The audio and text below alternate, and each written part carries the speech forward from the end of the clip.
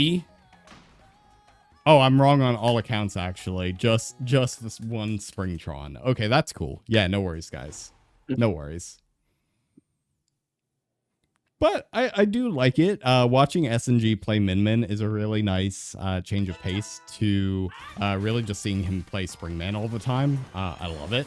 Pr1nc trying to bait out with that EMP and just not getting it. But this that is an interesting arms choice for Min. I like it. It is. And this matchup is always really fun to watch play. Because Pr1nc and SNG are fairly good friends, right? So they know each other very well. They play against each other often. They know the insides and outs of each other and how to really counter each other effectively, as we're seeing with the punches are flying, but nobody's taking a hit, right? Because they just know what each other is going to do.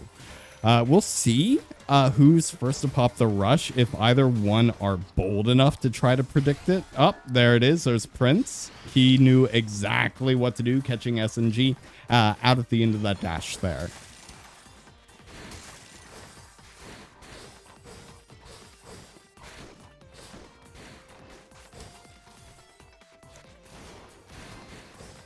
Boom. And both of them just dancing around that pillar where that pillar used to be a little bit. Pr1nc really aiming to control the middle of the stage.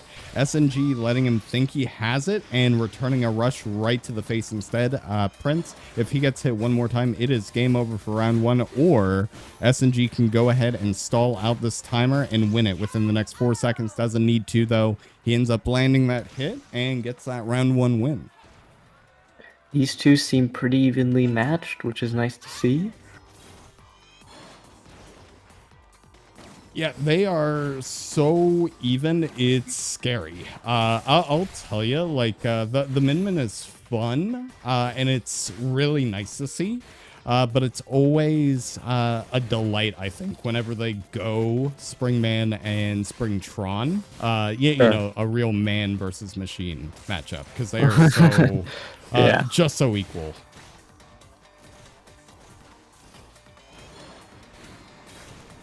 And SNG really, he knew that Pr1nc was going to go and try to bait out that EMP. So using that time while he's doing it to go and charge up that Dragon Arm, exemplary example of knowing the matchup.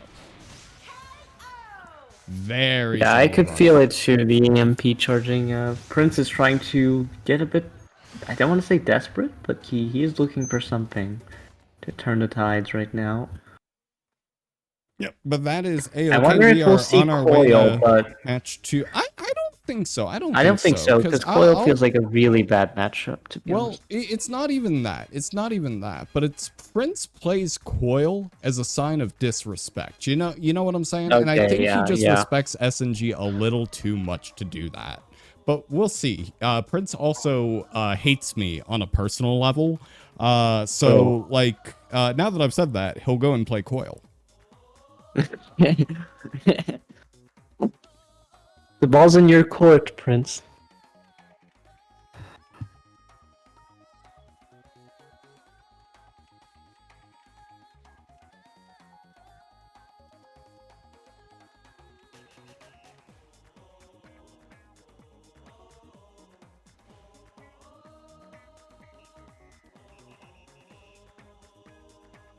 Ibuki is busy right now.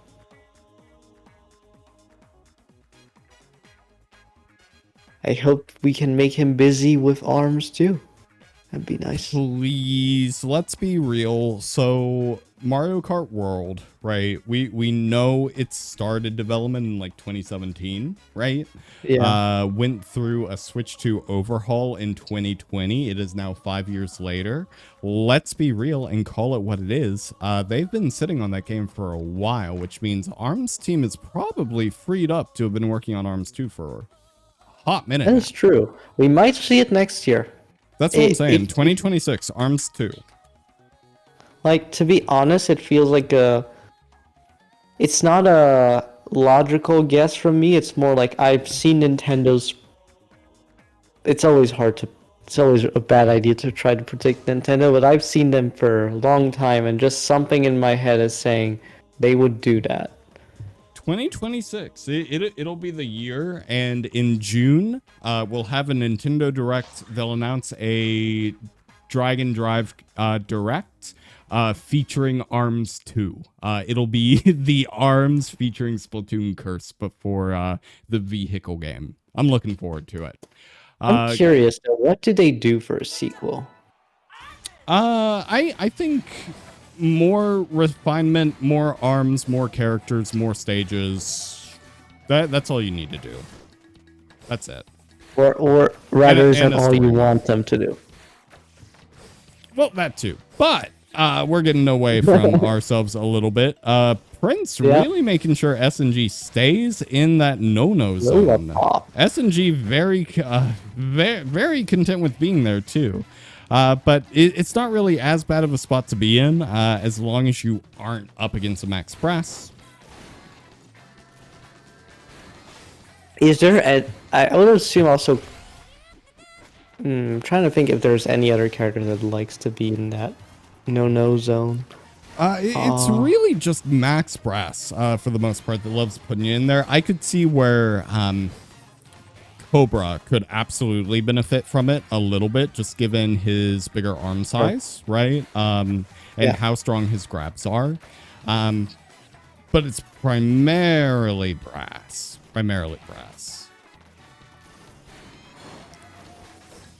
SNG has the rush ready, but yeah, he's going to go ahead and save that for next round. He's forced to a little bit by that grab from Prince. He just could not dodge it in time.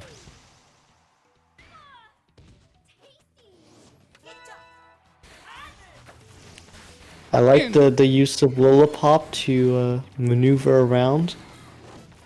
I do too. It's always fun watching Lola get to be a little bit more mobile and actually really getting to shine with what she can do. Essentially being a very, very mobile shield, right? And Prince, up until that rush, giving SNG a lot of opportunity to go and get the grab that he just never capitalizes on because he knows Prince is going to punish it in some way. Very solid rush by SNG, bringing the match back to a little bit more of a comfortable, little bit more even level.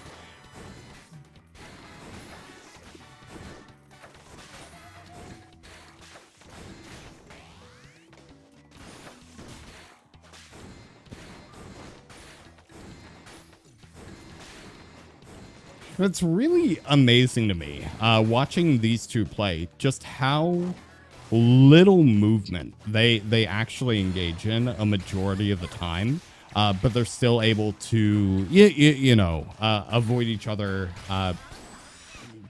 to a fairly large extent, all while still being incredibly aggressive. Prince taking that match, and we're going to a round 3.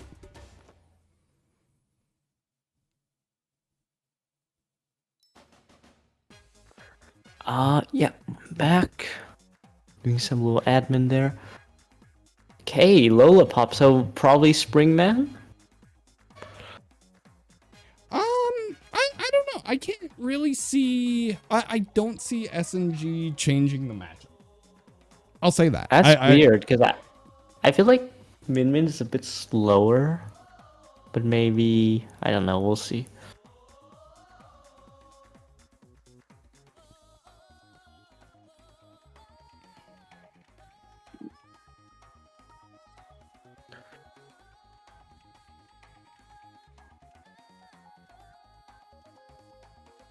Arms and legs edition. You all think they're gonna do arms and legs, and that's exactly why they're not gonna do it. Well, so that is like going back to the ARMS 2 talk from earlier while these two are deciding on their stage, right?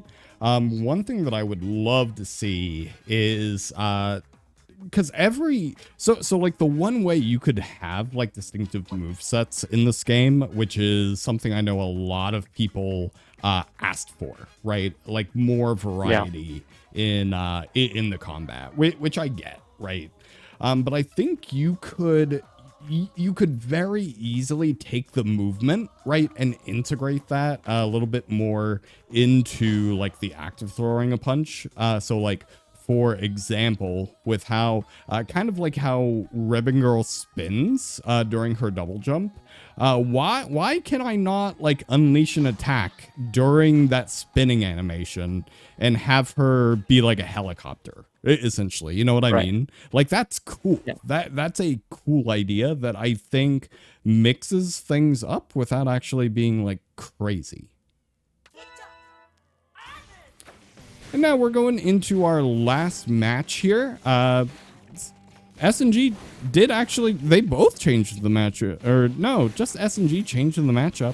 Pr1nc3 against Prince's Lollipop. Seems to be having a hard time actually getting in and doing any kind of damage, though. We are still also seeing Master Mummy's stage. Wonder if Prince ever picks out Master Mummy. No, no, no. We don't see a whole lot of mummies here in North America. There are a couple here and there. One ended up winning a larger event earlier on in the year. But no, nice. We don't see him too often. And Prince is normally a bigger fan of these more aggressive but lighter and mobile characters for sure. Against Master Mummy is simple, just don't get grabbed. Honestly, don't get grabbed, don't get hit. As soon as you do either of those things, it's game over. I think one of my favorite things about Mummy is just his ability to heal while he's standing. Anyway, so going back to the match, it's pretty even. I like that SNG has a bit of the edge. Really back and forth. He has a little bit of the edge, especially now that his arms are permanently charged due to being at super low health. But he ends up getting caught by that rush at the last possible second and hands Prince the round win. That is insane. That is crazy. That was close because time was ticking there. Time was ticking. And one thing about like Springman's arms being permanently charged like that at the last bit of health, right, is, you know, that extra charge. It applies those elemental abilities and they're a little bit more powerful, sure. But they're also a little bit faster when they are charged up. So it makes it a lot, there's a lot more to avoid a lot more quickly than you would have to do. Very solid grab by Prince. Really looking for that opening in that Salamander curve by SNG.